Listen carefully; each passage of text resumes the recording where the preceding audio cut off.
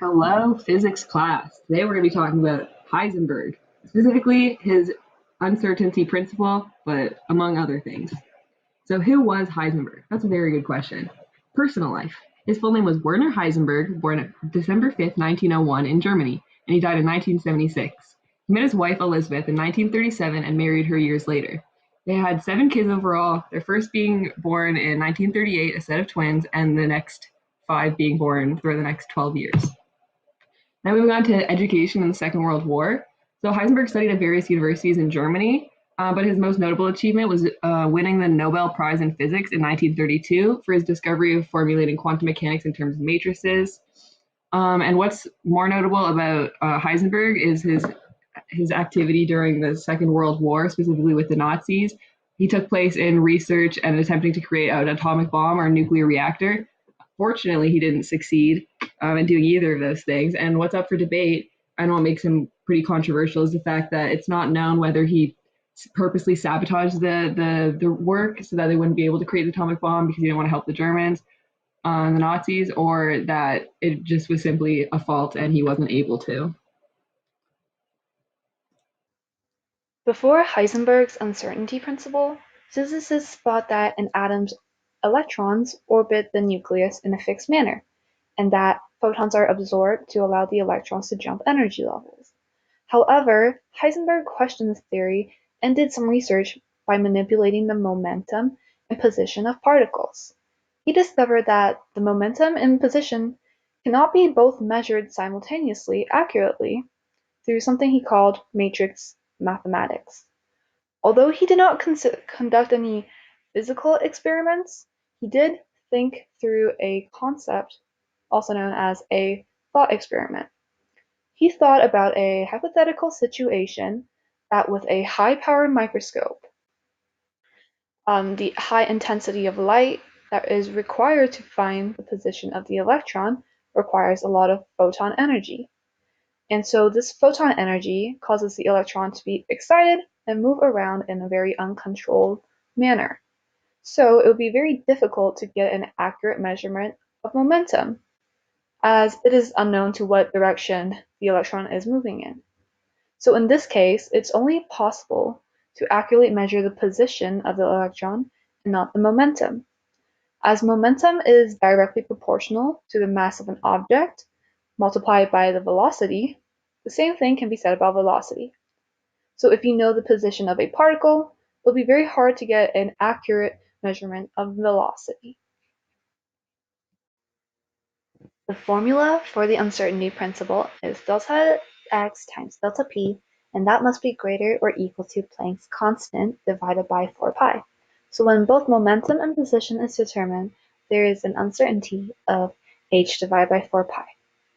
Heisenberg, Schrödinger, and other scientists came up with the idea that a wave's nature makes it so that a single particle's trajectory and destination cannot be determined at the same time.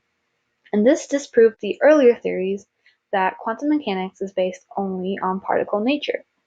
So this principle applies to other momentum variables, such as position and velocity as well. And so, the uncertainty principle demonstrated why multiple quantum variables cannot be measured at the same time. This concept connects to the idea of how wave-particle duality is shown with the uncertainty principle, since there is no definitive position or momentum in a wave packet, which is both particle and wave nature. As a wave packet is made up of many waves added together, supercrests start to form. This means that the wave packet will have a very clear wavelength to find the position of using the momentum. The uncertainty is distributed through adding or taking away the waves. So when you add more waves, this results in a more accurate position, but a more uncertain momentum. And when you're taking away waves, this will result in a more accurate momentum, but with an uncertain position. Will you be explaining the example applications of the uncertainty principle? We can better explain it by comparing the effect that measuring the position has on the momentum of an electron versus a tennis ball. Let's say to measure these objects, light is required in the form of photon particles. These photon particles have a measurable mass and velocity and come into contact with the electron and tennis ball in order to achieve a value in their position. As two objects collide with their respective momenta, they impart these momenta onto each other. When the photon contacts the electron, a portion of its momentum is transferred, and the electron will now move relative to this value depending on the ratio of their mass.